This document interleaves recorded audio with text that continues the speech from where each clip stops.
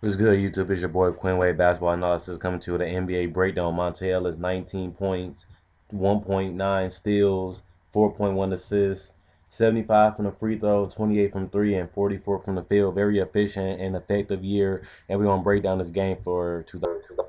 First, we're going to talk about his scoring. You see, he's just so explosive. He can attack you, give him too much space. He's going to beat you off the dribble. He got good ball handling. He can get anywhere you want on the court. And he got so many different ways to finish this because he's so creative and he has so much speed. It's just hard to stop him, and he's just unstoppable in transition because he gets that first step or a screen. He can just blow right past you and finish.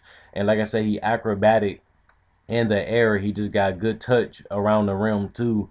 And you see right here, he just doesn't play hard enough. He uses ball handling to create space, gets the crossover, and he puts the ball up with his ball handling again with a Euro step and get right to the paint and get to a finish. And if he don't get to the paint, he can get to the free throw line. He just an unstoppable, explosive player at the shooting guard position because he's so small and so quick that it's hard to stay in front of him. And you just give him too much room, he's going to blow right past you.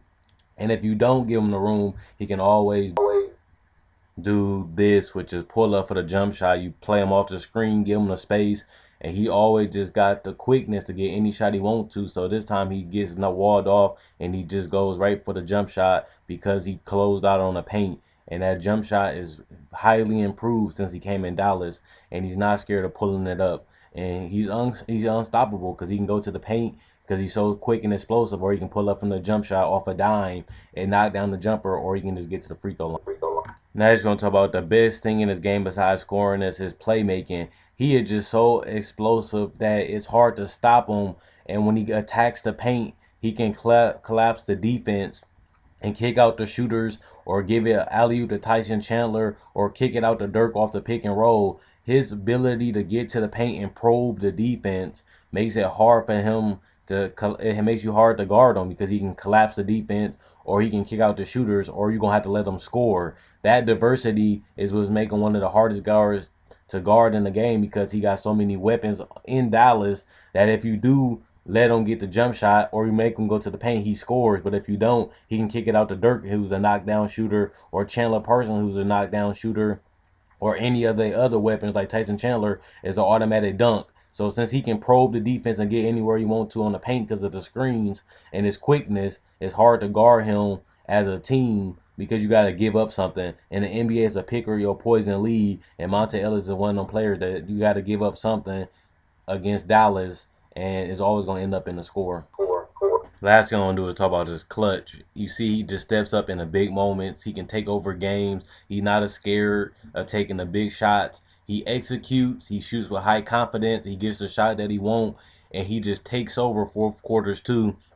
This season, he just took over so many fourth quarters and willed the Dallas Mavericks to wins. And that's something that you can do when you're a great player is put the team on your back and get wins, whether it's a buzzer beater or it's hitting timely shots to keep y'all in games or hitting timely shots to win games. But here go another deadly, heartbreaking game winner with nothing left with a bigger defender on him, and he still got the shot that he want. Monta Ellis should have been an all-star this year, and this is the rant I'm about to go on because they gave it to Dirk Nowitzki, but obviously Monta Ellis been the best player on this team, the best player that been executing, taking over fourth quarters, been the most consistent player this year on the Dallas Mavericks, and he just didn't get the all-star nod.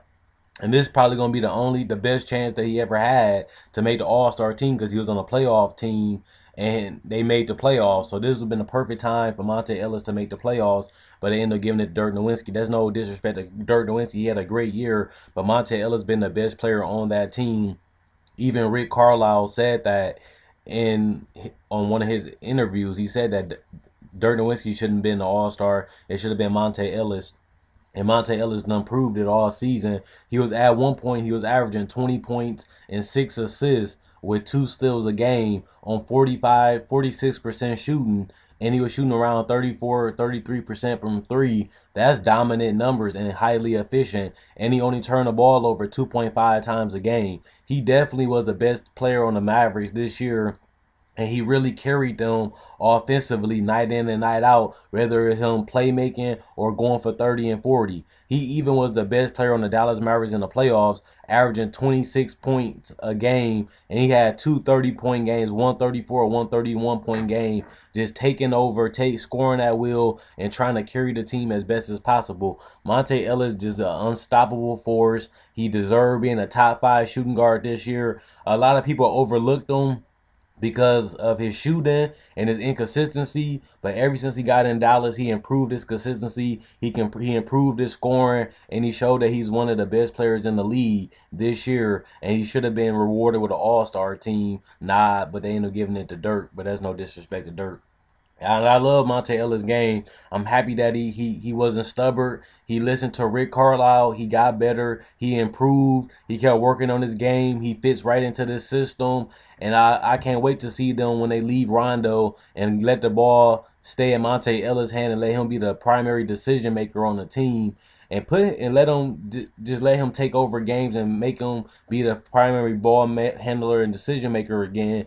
And we're gonna see if they can put the right talent around this Dallas Mavericks team next year so they can compete for a championship if he stays. Now that's the thing. Should Monta Ellis stay after all the Dallas Mavericks have helped him and helped him accomplish? Should he stay in Dallas or should he go to another team that's willing to pay him more money? I think that just depends on what type of contract they offering him, how many years they offering him, and if the team is a contender. Because at this point in his career, Monta Ellis shouldn't be chasing money. He should be chasing a championship. So I think the best bet is to stay in Dallas, but it depends on what type of team, how much money they offer him, and what type of team they got already. I think he can be a good fit pretty much anywhere he go.